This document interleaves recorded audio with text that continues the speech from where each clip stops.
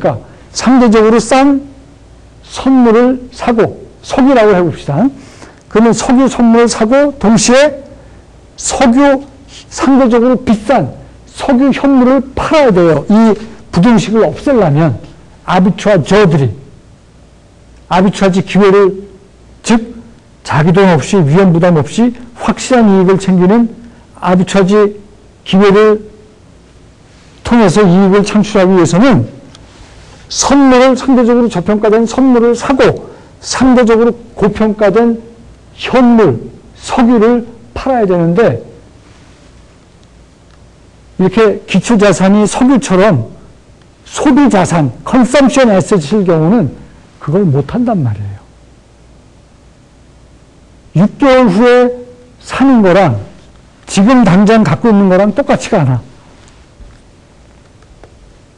이 석유를 갖고 있으면 당장 내가 따뜻할 수가 있어. 당장 어떤 물건을 만들어서 이익을 챙길 수가 있어. 소비자산인 경우는. 근데 이 부동식이 없어져야 되는데, 부동식을 없애려면 상대적으로 비싼 현물 석유를 팔고 상대적으로 싼 선물 석유를 사야 되는데 그걸 안 한단 말이에요. 시장 참여자들 중에서 아비트라저들이 기꺼이 저걸 안 하면 그런 경우가 기초자산이 소비자산일 경우가 더 많다고 그랬어요. 예를 들어서 석유를 통해서 내가 지금 당장 난방을 할 수 있고 음식을 해 먹을 수 있고 상품을 만들 수가 있는데, 그런 경우에는 기꺼이 현물 포기를 안 한단 말이죠.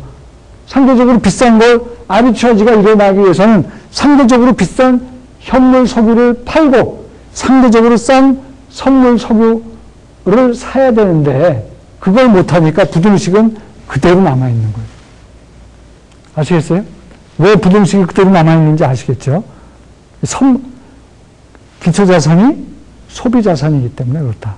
소비자산일 경우는 이런 상황에서 현물을 상대적으로 비싼 현물, 스팟, 팔고 상대적으로 싼 선물을 사야 되는데 현물에 대한 미련이 많기 때문에 소비자산인 경우는 그걸 못한단 말이죠.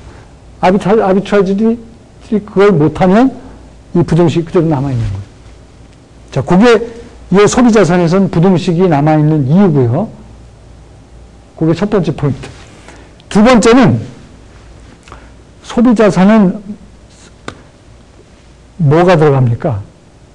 광물이나 뭐 금, 은, 구리, 동 마찬가지고 석유도 마찬가지고 이거를 지금 갖고 있으면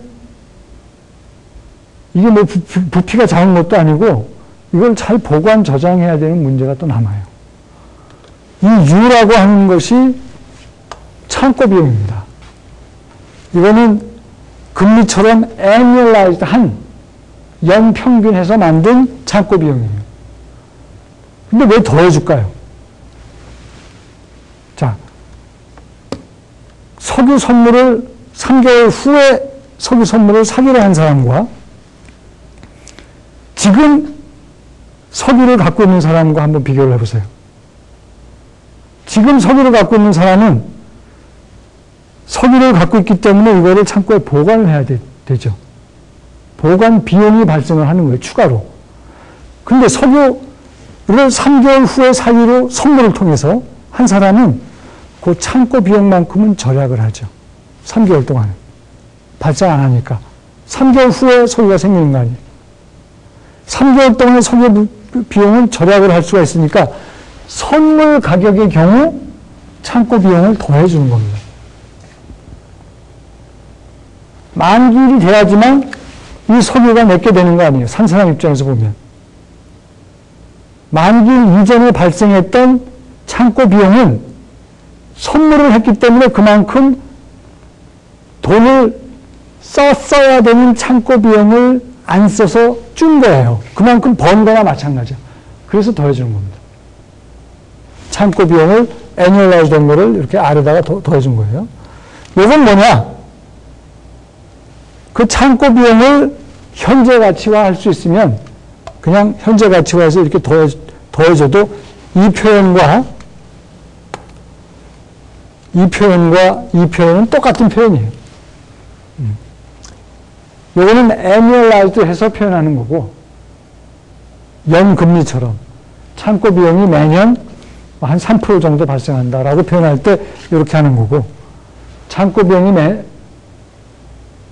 매년 몇 프로 발생하는데 그거를 지금 가치로 따져주면 뭐 100만 불 정도 발생한다 할 때는 이렇게 표현을 하는 겁니다.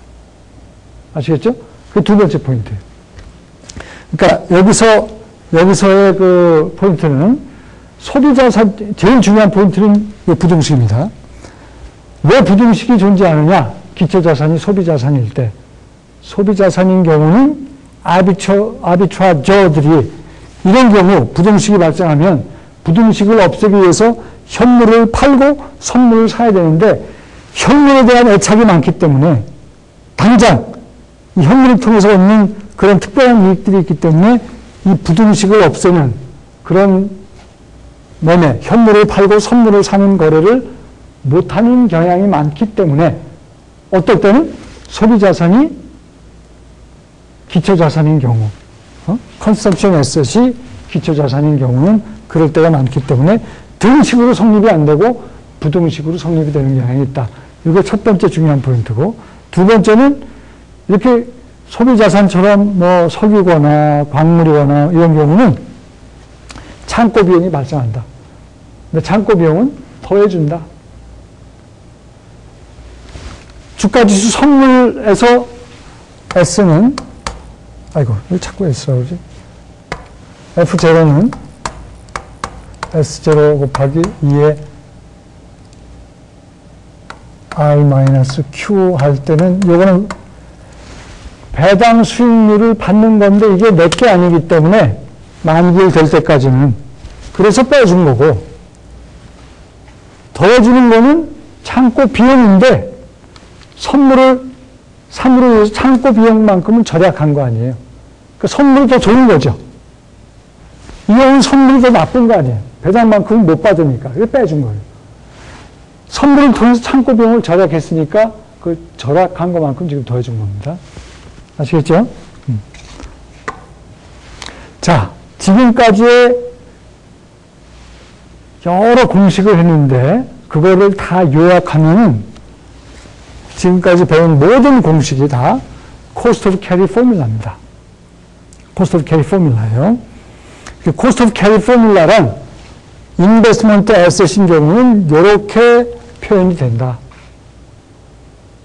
이렇게 표현이 돼서 채권 주가지수 선물의 경우는 이게 어떻게 변형이 돼요? 여기서 C가 뭘로 표현이 돼요? 주가지수 선물의 경우는? 주가지수 선물의 경우는 이게 C 이코르, 이게 cost of carry입니다. C가. R-Q로 표현이 됐죠. 주가지수 선물의 경우. 통화 선물의 경우는 C가 어떻게 표현이 돼요? C가 R-R은 자국 무이연금리, RF는 외국 무이연금리. 이렇게 변형이 됩니다. 그 다음에 창고 비용이 있으면 C는 또 어떻게 표현이 돼요? C는 C 플러스 창고 비용 U 마이너스 Q. 이런 식으로 또 바뀌기도 하죠. 이런 식으로 표현되는 선물 선독 가격 결정하는 공식이 바로 전부 cost of carry 포뮬라입니다. 지금까지 배웠던 그 공식이 큰 틀에서 보면 cost of carry 포뮬라예요.